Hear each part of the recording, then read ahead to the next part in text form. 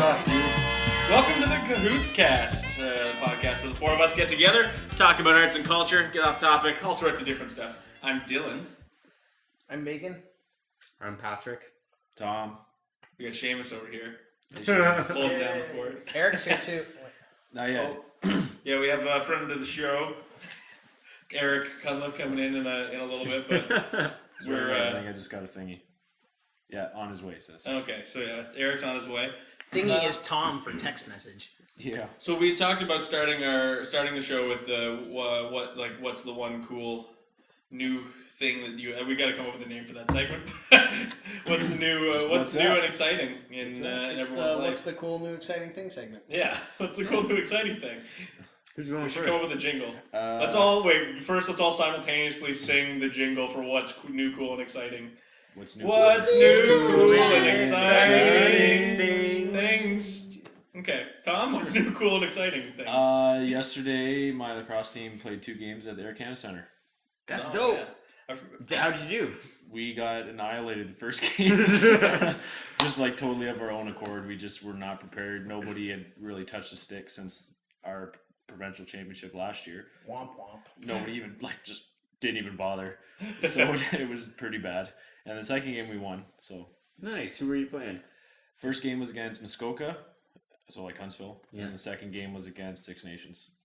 Oh, okay. Yeah, but not really six. Like it was like half their team. Like Three everybody, nations. it was 6 Nations. Yeah. I was waiting for you to say like, "Oh, it was the Girl Scouts. We killed them." You can dodge a wrench, you can dodge a lacrosse ball. Yeah. But we had a bunch of guys like who can say that they've done something like that, right? So That's incredible. we man. opened it up to pretty much anybody who wanted to come. Like, hey, if you guys Sweet. from our pickup league and stuff, like if you guys want to come on out. How many people were watching you? Maybe like 70. Give What or is take. what is the That's ACC? pretty good. It's like 20,000 people. That's- It's probably more. I think it's like 50. There's a lot of you can fit a lot of people in there. Yeah. that made me think though, like, what's the coolest venue that any of you have ever like been on stage at? That's a good question. Well, that's mine. The Yeah, Bruce sure. Steakhouse. There's your plug. Sponsorship. Yeah. Mine's probably like the Second City Theater in Toronto or Yuck Cool. Yucks in Toronto. Cool. But Yuck Yucks is cool, but they like you can kind of get up there no matter what. Like they have the amateur night. Still takes work to get up there, but Second City, like I only was up there because of the program I was in, so that was kind of cool. Like I actually got to walk around backstage and everything. Cool. Sweet. That's fun. I'm not really a performer, but I did some stand up at a bar in Prince George, British Columbia. Did you? No I way. sang "Come Sail Away" to the bartender. Roanne was Great gorgeous. Oh man. Nice. Yeah, I thought that was going somewhere too, and then she gave me a ride to the next bar at the end of the night, and I thought she was coming with me, and then I hopped out of the car, and she was like, "Okay, see ya," and sped away. What was the biggest audience that you've ever had for a performance? Biggest audience, probably that one. So whatever the capacity for that theater is, it was cool because it was like there was really interesting people in the audience. Like one of the guys from Air Farce was there actually in the audience, which was cool. My old teacher from my program I was in before was there, which it was cool to have him there because me and a few of my other friends that were in that program before were in the program at Humber, so he came out to see us all. And Right on. so yeah, it was that's probably the biggest audience. If you had to I've- guess, how would you? I don't know. That room's hard to read because there's a balcony that is pretty much like table seating around the edge. So it's like a pretty shallow balcony, but there's a balcony, and then the floor is all table seating as well. It's always hard to tell when it's like Yeah, and the generous lights, seating. and you can't really see anything but lights either, right? Yeah, So and the it's room like- looks big when no one's in it, but then you think like all of those tables in there takes out a lot of seating. So maybe it's not even the biggest audience I've ever had, but it felt like it for sure Yeah. because it's a real theater. Cool. Yeah. How about you, Pat? Yeah, what's your cool thing? Ben? I don't know. Like I've played a lot of gigs, and sometimes it's nothing like that you'd think would be spectacular, and then you show up there and it's like a beer tent with 1,000+ people in it. So I'm certain I've played for 1,000 at some point. Yeah, It's always cool, like when you get up there and you're like, there's a lot of people in here. Yeah, Like, that it is feeling, fun. you're like, Do you "Ooh, find what's that like expected?" energizing, or do you find that sort of like nerve-wracking? I find it energizing. Yeah, I do I'm too. way more nervous if there's like 5 people in the house. Yeah. Like when you go up to do stand up and there's like no one in the room. I did stand up in a bar once where the MC didn't show up with the sound system, so the other person who ran the room with them showed up and they're like, "Yeah, we're just performing, like just standing over there in a room where there was like 2 people trying to eat dinner, Yeah. and they were facing like away from us, Yeah. and then it was like the other comedians." It was the worst room I've ever performed in, obviously. But like that was so much more nerve-wracking than being on the stage at Second City, because there's people sitting there eating their dinner like, would you shut up? You don't even have a microphone. You're just talking at me from the other side of the room. Yeah.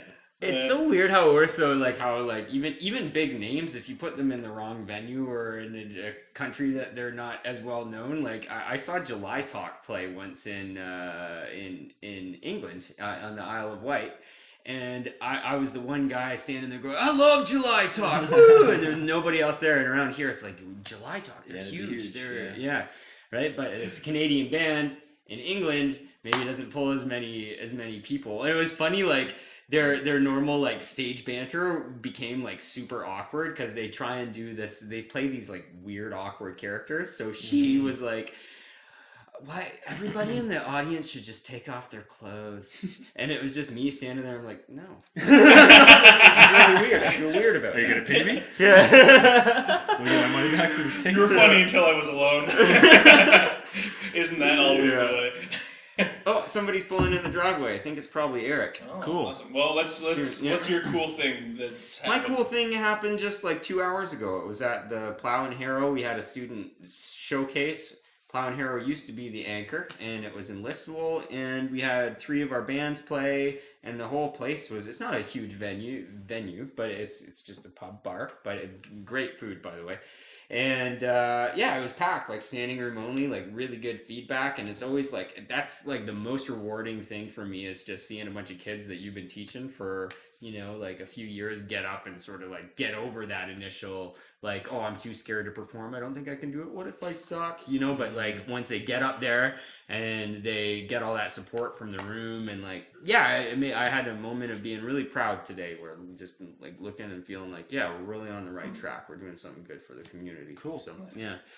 What about you, Matt? What's new and exciting? I always struggle with this because, like, what the bleep did I even do this week? It can be just like a show you really like.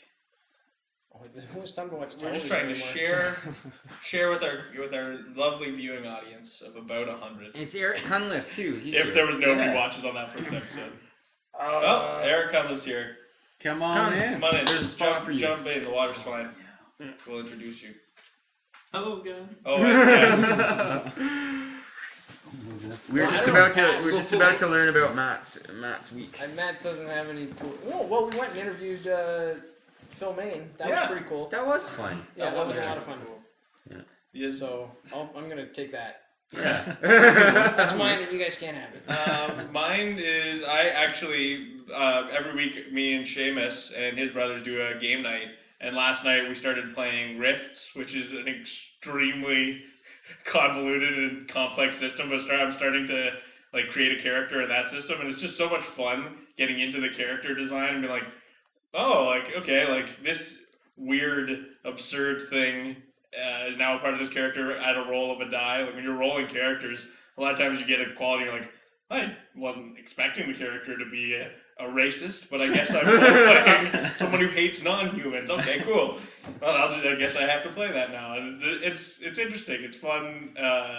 Plus, Seamus' little brother, I don't want to say little brother, younger brother, Liam, is like a master of helping like people through that.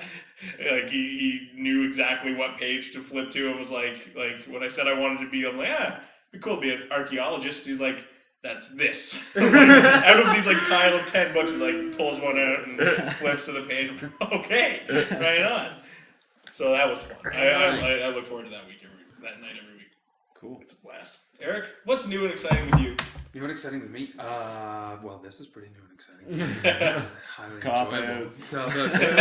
Oh, come on! You know what? I'm really looking forward to this entire year. It's full. It's packed. I'm pretty sure I've booked every weekend until December. But it's lots of lots of yoga, a lot of hopefully nature, and way too many weddings, including my own. So yeah, that's about it. That's what You can't 2017 have too is. many weddings. Yeah. You can't Well, you Well, can if yes, you have more than one of them are your own, and you have too many weddings. Come on. No judgment. Yeah, no judgment. Sorry. 50% of the Polyamory, audience could be polygamy, divorced. all right with me. Hey, can I start with the topic? Yeah, for sure. Okay, I'm gonna read another hypothetical question. Is this the one you read to me earlier? No, it's another one. That 'Cause one that was weird. That one was a little too weird. We do get weird Was it just sometimes, you but want to dicks? I'm in a good crowd. I guess I'm dead that Are we out. getting weird? Okay. Okay, here's the question. Everybody consider this. At long last, someone invents the Dream VCR, and this machine VCR, this is a whole question. This machine allows you to tape entire evenings worth of your own dreams, which you can then watch at your own leisure. However, the inventor of the Dream VCR will only allow you to use this device if you agree to a strange caveat. When you watch your dreams, you must do so with your entire family and your closest friends in the same room. They get to watch your dreams along with you. And if you don't agree to this, you can't use the Dream VCR. Would you use the Dream VCR? Absolutely, Yeah? absolutely. I mean, am I liable for what happens in my dreams? Well, it's your own brain. Well, Right? yeah, I I think don't to some weird, like, I would feel accountable for everything I'd ever dream. I'd because, feel yeah, weird that's about me. it too. I'd probably still would. Uh, The curiosity would get the best out of me, but I just. I mean, you got plenty of dreams to watch for the rest of your life. I don't think I'd want to sit there with my family and watch because imagine the nightmares you've had that rewatching you'd be like, oh, that clearly meant I was terrified of this, and I'm really ashamed of the fact that I was terrified of that, Yeah. or like whatever like might have happened in your dreams. Where you're like weird like high school crushes, like where you dreamed about dating some girl or something. Having to watch that with your family and just like being like, oh, this is embarrassing. I'm a Dreaming dork. about me? Yeah, almost exclusively. Forget dating. I'm gonna say it. Your dream state is if we think Freud knew what he said, it doesn't matter. Your id is off the hook. Like it's doing whatever it wants, and your super ego is out the window. I had a dream last week, and I'm not gonna tell you who she was, but it was a female, and she was wearing very attractive pants, and I grabbed her buttocks in the dream. And sometimes those dreams go the way of sex dreams, but in that dream, it became a dream of inappropriate awkwardness where she was actually angry at me, and I spent the rest of the dream fleeing persecution for essentially assaulting a woman. So would you rewatch that with your family and your closest friends? Just think about all the implications there. Me in real life has an ego and a super ego, and it's just gonna be like, no, you don't get to touch until she says, yes, you're definitely allowed to touch. I like that you said until. I like that optimism. Yeah. I think that's the point that everyone probably first had come into their brains. yeah. Right? Like, when they were like, I was just like, I'm just gonna wait till Matt brings it up. So no, I would not sit down and watch that with Grandma, and she'd just be like, "Why did you? It's a Yeah, dream, why did you Grandma. assault me?" I'm not in control, but it's your dream." But the VCR actually has a little thing that like flashes when you're lucid. Oh, that Like, would be I was there. I really was. It's a tough call. You're right. It's a tough call because there's so much that could be unlocked in your consciousness when you're asleep that could reveal stuff. But I've had dreams about, say a movie or something I read, not an hour before I went to bed, right? So you can easily be affected by, you could have been watching something, a television show where a woman got sexually assaulted and it just manifested that way in your consciousness. So, yes, that's what happened. The dreams do work that way. Like you go through the horror. Like that's why we have nightmares. You go through the bad things so you can mentally process those things. Yeah. And go over you do things in dreams you're not supposed to do, like kill someone. I don't remember ever having a dream where I've killed someone, but I'm sure at some point I did. Because at some point I processed that information, right? Like I shouldn't kill anyone. Yeah. Like I'm sure. Let's try. I'm sure my brain at some point processed that, and so there's probably some dream of me straight up shoot cap at some guy. I wouldn't want to really watch that by myself. Do you know it's an impossibility to die in your own dream? Like, say you're falling off of a building or something, and you kind of experience that feeling of falling, but the fraction of a second before you hit the ground, you wake up. It's impossible to die in a dream. Interesting. Yeah. How would what point of reference does your brain have? For Yeah, I your guess- death? Yeah, that's I guess that's what I was just thinking too. Is like I was just saying, of course you can die in your dream, but like how Then yeah, you'd how would actually you ever- die. You probably would die for real. Right? that's- if you died in your That dream. seems like It's like that Freddy seems like Krueger. It's like Nightmare on Elm Street kind of stuff Yeah. going Yeah. on here. Matrix level shit. yeah. The only time you can die in a dream if Freddy Krueger or Leonardo DiCaprio show up. What about what would you do it? Would you watch the Dream VCR? I probably would. I'm kind of shameless when it comes to stuff like that. Yeah. I just let it be what it is. There's too many cool things that have happened in dreams that I would like to re-experience, or at least be able to, like, that was a really cool idea, and now I miss it like a front tooth. Like, I can't find that idea anymore. Yeah. So it'd be cool to have it documented, and if I had to sit there and watch it with my parents, it's like every Sunday we're watching Tom's Dreams. Because I don't know how we're coming up with time for all this. That should be our new segment. We should do Tom's Dreams. Do we get a cassette tape catalog of all our dreams, or is it like one tape set on SP and it's like you're taping over it every night? You get Yeah, 90 no, I think you 90 get a minutes of dream. catalog of it. Let's say. Oh, okay. See, So you can go back and rewatch question. it by yourself later, or do they have to be there every time? The first time they have to be there, like the first You've time, just the first got new, all that the money. new Yeah, release yeah. has to be Like- watched with them. Dream VCR tapes? I think Roll like, it? It's Can like, you why skip- can't it be a Dream can you skip DVD some player? years? Because I'd like to skip the hormonal teenage years. Watch up until I discovered I had to, my okay. sexuality, and then skip over to like 20 when I was maybe I was still having those dreams, but not nearly as often. Like skip those years. Okay, as a sub question, weirdest non-sexual dream. One time in the dream, my brother was Zach Braff, and then Zach he turned Braff. into Chris Tucker. Cool. Wait, That's- isn't Chris Tucker black? Yeah. Yeah. Isn't that weird? Yeah, did you watch it? It sounds happen? like a Marvel. Yeah, well, I mean, Yeah. like, I watched it happen as much as you watch anything happen in a dream, where it just, like, one moment it was that way, and another moment Yeah. it was... and it was like- totally fine. It was just like, Yeah. oh, that's interesting. Well, I remember making note of it. I think I realized I was dreaming in that moment. It was one of those moments where something so, like, jarring triggered. happened that I knew I was dreaming And all then of a you woke sudden. up. And then it wasn't long before I woke up, yeah. Yep. And And those are the dreams you remember forever, where you go lucid. It's Yeah. hard to remember the other ones. I hardly ever You wake remember up my and dreams. I gotta start keeping a journal.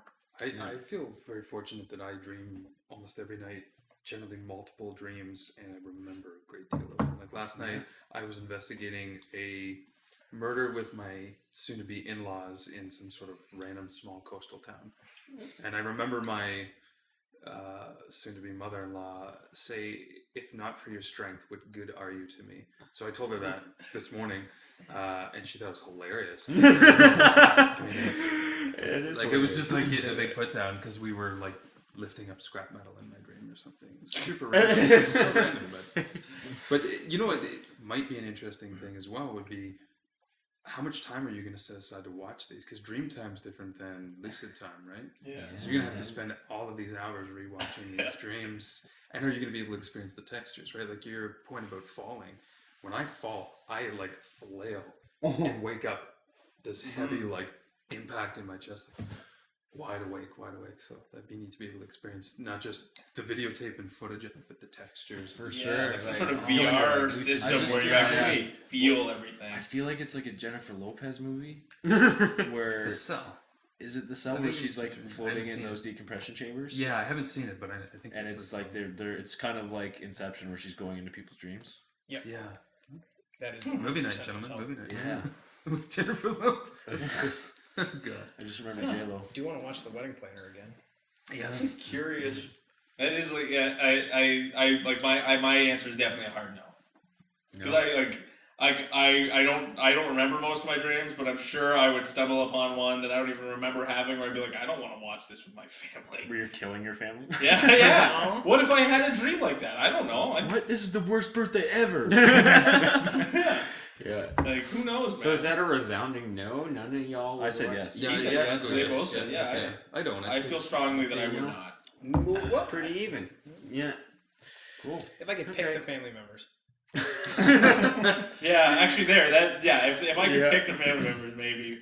Like me and cousin Peter, I'd sit down and watch all my dreams with him for sure. Sure, cousin Peter would be ecstatic to watch all your dreams. Hey, wait. You haven't seen his wife. Who's is this cousin Peter? No, I have a literal cousin Peter who's also very gorgeous.